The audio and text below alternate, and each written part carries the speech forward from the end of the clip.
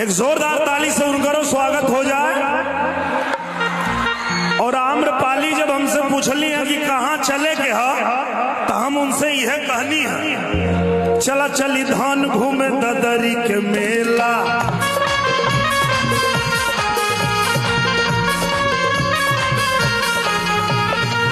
भृगु बाबा का आशीर्वाद चला लेला, भृगु बाबा का आशीर्वाद चला लेला, चला चली धान घूमे ददरी के मेला।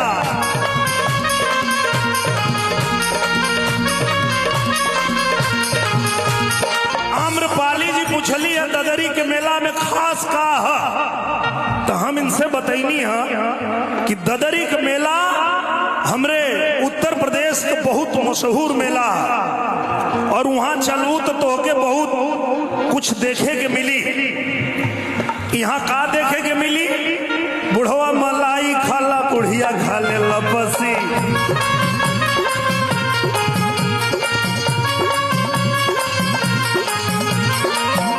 कोनो साधारण मेला ना है आम्रपाली जी, केहू से ना कम बा पतोहिया पिया पे पसी, केहू से ना कम बा पतोहिया पिया पे पसी।